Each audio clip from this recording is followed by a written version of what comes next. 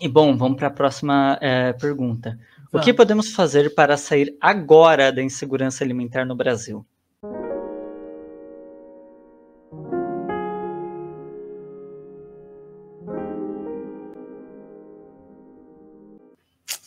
Bom, nessa questão, eu acho que a gente tem várias coisas que a gente poderia fazer, inclusive eu vou dar exemplos de lugares que aqui no Brasil já estão fazendo isso. Eu moro aqui no Rio e aqui perto do Rio, de onde eu moro, existe uma cidade chamada Maricá, né, que é no litoral aqui do Rio. E Maricá tem umas coisas que foi um governo que estava lá, era do PT, e eles fizeram mudanças sociais muito importantes para a população. Uma delas, que é uma das coisas que pode ajudar, e que a gente já tem estudos que garantem que ajuda a manter e garantir a segurança alimentar para a população, são as hortas populares. Então, por exemplo, lá em Maricá tem uma horta popular feita pelo Estado e mantida pela população, e todo mundo pode ir lá e pegar a comida de graça, sabe?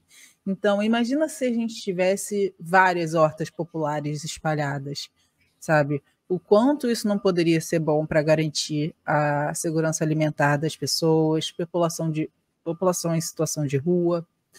Outra medida muito importante, num bairro que eu moro aqui no Rio, tinha antigamente e foi destruído, mas existia um restaurante popular. Era R$ 1, gente. E você comia salada, arroz, feijão, proteína, acompanhamento, ainda saía com suco e sobremesa. Você está falando do Bom Prato? Ou Eu era acho que outro nome sim. aí? Eu não sei se era o mesmo nome, mas era um restaurante popular que tinha aqui. E é isso, com R$ 1 a gente conseguia garantir a alimentação de muita gente, fazia fila na porta. Imagina quantas pessoas em situação de rua não iriam se alimentar se tivesse um lugar desse, sabe? Então, são algumas alternativas que a gente pode fazer agora para melhorar essa situação. Mas se a gente quiser melhorar de fato, a gente precisa superar esse sistema que vê o alimento como mercadoria, sabe? E como a gente falou aqui, gente, nossos sonhos não cabem nas urnas, tá? A gente... Muito poucas experiências socialistas foram feitas através das urnas, quiçá se alguma foi feita. Então, é a organização. A organização da classe trabalhadora é o que a gente precisa fazer para superar o sistema capitalista. Então, como eu sempre digo, né, organizem o ódio de vocês. Pode ser em partido, pode ser em coletivo, grêmio, sindicato, seja o que for, mas busquem se organizar, porque essa é a nossa maior arma. Perfeito. Eu sou membro da Abraça, né, que é uma associação de direitos humanos para pessoas autistas, né? Já participei também, por exemplo, né, também do coletivo Orgulho Gago, onde eu fui palestrante internacional, né, num festival chamado Stuttering Fest, né, onde nós também falávamos, né, eu não apresentei sozinha, né, sobre os direitos humanos das pessoas gagas, né, como a gente é negado de emprego, como a gente é negado, enfim, de vários direitos, né, e é isso, a gente tem que se organizar. E só fazendo uma pontuação, Luna, que eu acho importante a gente falar, tá, que às vezes tem gente que fala, então vocês são contra o mercado. Vamos lá, tá, tem gente que pensa, gasolina de graça, tudo de graça. Vamos lá, por que a gente paga gasolina? Tá? Falando para um pouco além da questão capitalista em si. A gente paga a gasolina para a gente pagar o transporte, para a gasolina chegar no posto, para ela ser ser retirada a matéria-prima, né? E tudo isso tem um custo. Nada disso é de graça. Quando a gente fala de coisas a custo social, né? A gente está falando justamente apenas do custo, limitando ao custo, né, de toda essa questão. E também, claro, né, do salário deste trabalhador. Tá? A gente está pensando nessas questões, não na questão do lucro. Tá? Então, é sim muito possível a gente pagar pelas coisas e pagar bem pago e barato. Tá, né? Os aluguéis na União Soviética Eu ia Eram falar esse baratíssimos. exemplo. Eu só não lembro a porcentagem, Luna, você lembra? Não sei, mas era tipo, sei lá, muito pouco. Era um valor que não fazia diferença na dinâmica do orçamento da casa. Era Pois quase e que não irrelevante. faz. E não, no fim das contas, né, a gente pagando o preço que as coisas valem, de fato, né, algo nacional, algo nosso, não vai fazer muita diferença no nosso bolso, gente. E daí a gente pensa, né, justamente nessa privatização, né, nessa parte privatizada, né, da nossa gasolina. A gente pensa na água e na luz, que em vários lugares do Brasil são, né, estão na mão de empresas internacionais. Gente, vocês acham mesmo que uma empresa internacional quer que a gente tenha luz? Eles querem tirar dinheiro nosso, gente. Eles querem fazer um trabalho de porco para que a gente não possa prosperar. Vamos ser nacionalistas sim, sabe? Vamos olhar para a nossa nação e entender que não é que a outra nação é má. O problema é também esse sistema capitalista que também opera neste país. Também, né, tipo, os donos dessas empresas são capitalistas. Não é qualquer um que compra uma empresa de energia. Não é qualquer um que compra uma empresa de água. Não é qualquer um que toma conta da gasolina do país. Tá? Então, a gente, né, somente enquanto Brasil, a gente tem que ver, a gente tem alimento para todo mundo. A gente, tá? Não é a que a gente comprou. Não, a gente tem alimento para todo mundo. Nosso. A gente tem gasolina para todo mundo. Nosso. Por que a situação no Brasil tá assim? Por que tá tão difícil? Por que tá tudo tão caro? Por que as pessoas estão em situação de rua? Por que pessoas trans e travestis não têm dignidade, sendo que, teoricamente, todo mundo tem direito à comida, educação, saúde, moradia? Política. Tudo se resume à política, né? E a gente tem que entender isso. Né? Esse pessoal que, eu sou apolítico. Desculpa, tá? A gente vive numa sociedade política. Tá? A Se gente você tem que está tomar neutro lado. nessas situações, você também está tomando um lado, né? Quem é neutro é shampoo. Nem o shampoo é neutro. E o shampoo. Muito menos você. Porque se você está no lado do opressor nessas situações, você está, assim, se você não está escolhendo um lado, você está do lado do opressor, porque é a hegemonia, né? Exatamente. E eu acho que, assim, como o Fanon dizia, né? Eu sou apaixonada por Fanon, acho que, como eu sou da área da saúde também, isso me puxa mais. Mas nós somos os condenados da Terra, o Fanon já dizia, né? A galera aqui do Sul Global, eles, não é que eles sejam malvadões, mas eles não estão nem aí pra gente mesmo, eles são racistas. Para eles, a gente é tudo preto, latino, não estão nem aí. E a gente continua com o status de colonizado, de colônia mesmo, sabe? E é por isso que não importa. E é por isso que a água que vem para cá pode ser uma água com coliformes fecais e eles não estão nem aí. É por isso que eles cortam a água de cidades como Itu, que ficou 12 meses com racionamento de água por empresas gringas. E aí a gente vê os filmes de distopia, só que é isso, a distopia está aqui, está na nossa cara. Eles estão cortando a nossa água igual o Mad Max. A diferença é que não é um malvadão de um filme, é um empresário, tal qual o Elon Musk, que está lá na gringa, e a gente tem gente batendo palma para esses caras, entendeu? Sim, e a distopia ela é muito útil, né? A gente olha para um canal tipo Record, né, SBT, etc. A gente vê como eles adoram trabalhar pelo pânico, né? Assalto, roubo, morte, né? Tudo de ruim da humanidade. E daí a gente é bombardeado isso todo dia, por semanas, meses, anos.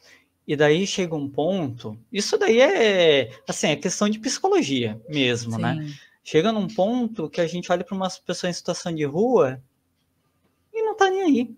A gente pensa... Desensibiliza a gente. Total, né? E é muito triste como a gente está dessensibilizado, né? A gente não consegue olhar para o outro com humanidade. A gente olha para o outro, claro, tá? Não tô... depende muito de como a pessoa diz o que eu vou dizer agora, né? Mas tem gente que olha para uma pessoa em situação e pensa, graças a Deus.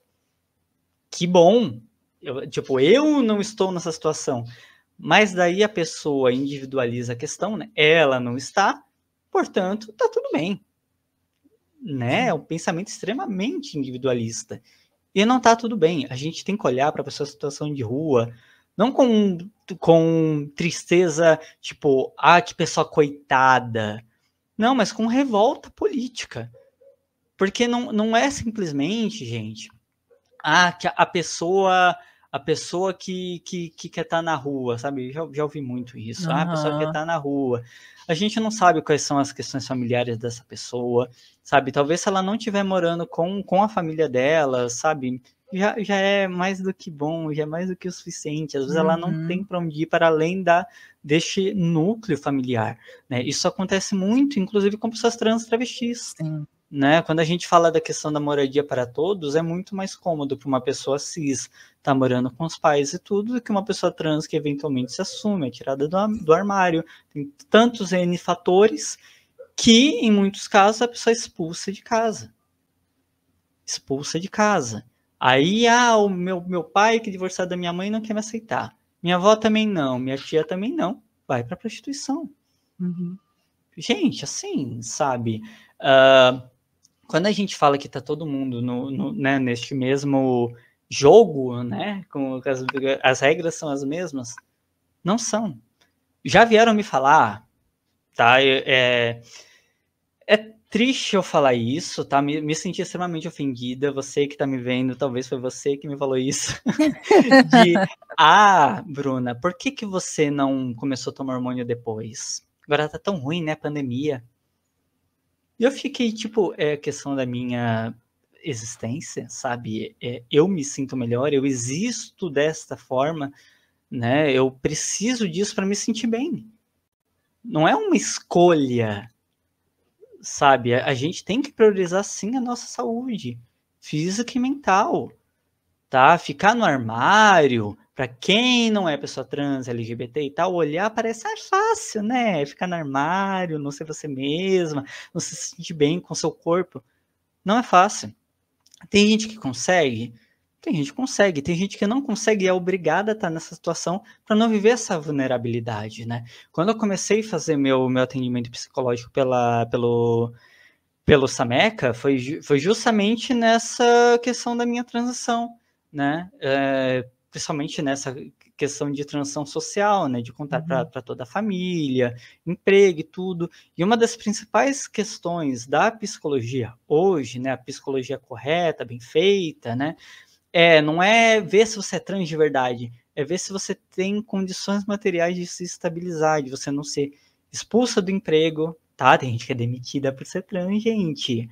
Aí a pessoa já é negada pela família inteira, expulsa de casa, é jogada para fora do emprego porque não querem uma pessoa trans lá dentro. Como que fica a vida dessa pessoa? Será que neste caso vale a pena ela começar uma TH se ela não vai conseguir manter a TH e vai acabar se fudendo muito? Não vou julgar quem decide fazer isso, tá? Não tô aqui para isso, não tô aqui para julgamento. A questão é, vamos refletir, vamos pensar um pouquinho, tá? Cada pessoa é cada pessoa, cada um. Cada um sabe qual é a sua prioridade. Tem gente que se não faz redesignação sexual, acaba se tá bom?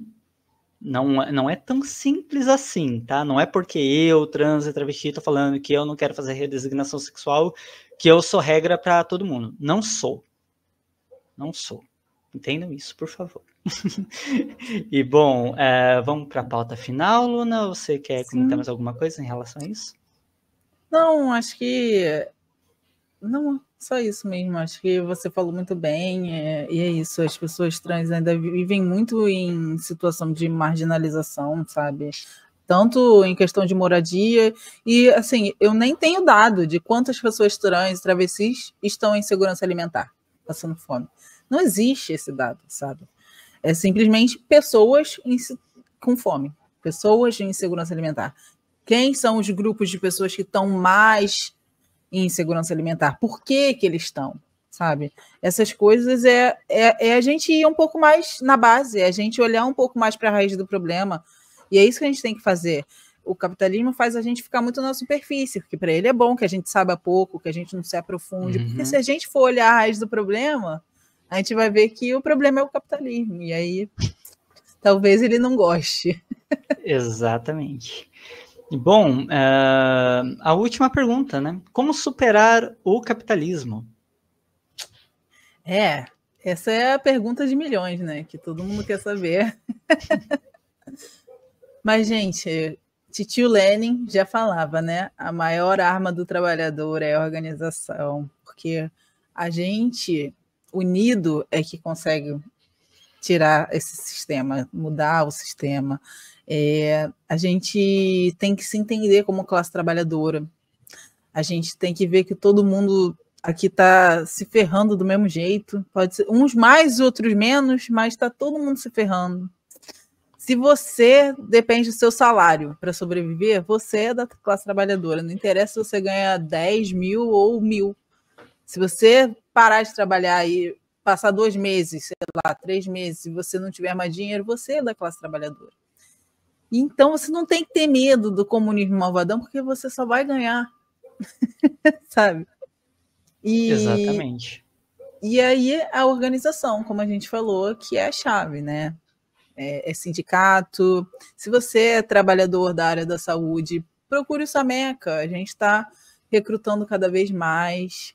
Ou a gente também tem o Jurê, né, que são os advogados revolucionários. Tem também a categoria de professores, que está no CZPEM. Então, assim, a gente está organizando cada vez mais a classe trabalhadora para a gente crescer, tá em todos os lugares. A Bruna, é importantíssimo ela ser uma voz trans no YouTube, falando sobre as opressões que pessoas trans sofrem, sabe? Então, a gente tem que apoiar as pessoas e incentivar e dar esperança de que outra realidade é possível, porque a gente fica muito nessa desesperança, né? Então, eu espero que os exemplos que a gente deu hoje aqui, de Coreia do Norte, de Cuba, sejam coisas que deem esperanças a vocês e mostrem que outra realidade é possível e que para isso a gente tem que se organizar. Então, dá para fazer, a gente consegue superar esse sistema, só que a gente precisa estar junto e se entender como classe para a gente superar isso, porque o patrão precisa da gente, a gente não precisa do patrão, porque é a gente que produz tudo. Se não fossem os trabalhadores, eu e Bruno não estávamos aqui, porque não ia ter computador, não ia ter internet, porque são os trabalhadores, não é o Elon Musk que produz o Tesla. Não foi o Steve Jobs que fez o iPhone gênio, foram outros trabalhadores, eles só se apropriaram disso, né? Então, os trabalhadores conseguem fazer tudo se eles se unirem. Trabalhadores de todos os países univos, né? Exatamente. E é isso mesmo, né? O Elon Musk mesmo, ele tem um monte de profissional por trás dele que fazem as coisas e depois explicam. Ele, tá, como é que você fez? A pessoa explica, e depois quem vai estar lá com o rosto mostrando, olha, feito assim, assim, assim, assado, é o Musk. Uhum. Mas quem passou essa informação, quem fez, que é profissional da área, é outra pessoa. Né? A gente tem que pensar justamente mas o Elon Musk ele paga essas pessoas para fazerem isso. Tá, ele paga, ele é bilionário. Tipo, será assim? As contas não batem.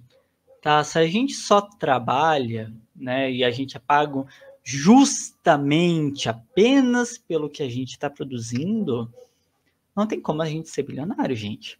Tem um monte de trabalhador aí, né, da classe trabalhadora que está na periferia, etc., que trabalha 12 horas, tá? 12 horas por dia. Ralando, e trabalha. Por que essa pessoa não recebe tanto? Por que essa pessoa ainda está nessa vulnerabilidade social? Sim. Não é natural. Mas alguns empregos são hipervalorizados. Vocês percebem também como isso é estranho? Tipo, não é também algo natural, sabe? Não é justo a gente olhar, né? Essa lógica, ela acaba caindo numa armadilha, né? Da gente olhar para a pessoa que é lixeira, né? E pensar, é justo. É pobre, fodida, é justo, é lixeiro. Né? A pessoa é pedreira. É justo, né? Pedreiro. Gente, não, sabe? Não. Né? As nossas 12 horas trabalhadas dele é as mesmas 12 horas trabalhadas do médico. Uhum. As mesmas 12 horas trabalhadas de outras inúmeras profissões. Tá? Não é justo. Tá? E eu não falo, não é justo, deveria ganhar igual o médico. Não. É ganhar o mínimo para poder viver. Não sobreviver. Viver. Porque, infelizmente, a gente é vítima do nosso salário para pagar aluguel. Isso não é normal. Isso não é legal. A gente tem que ter dinheiro para lazer. Sabe? Trabalho é para lazer. É para a gente ter condições melhores para a gente curtir nossa família. Né? Para a gente ter boas histórias para contar. Né? Ninguém vive só de trabalho. Isso não existe. Né?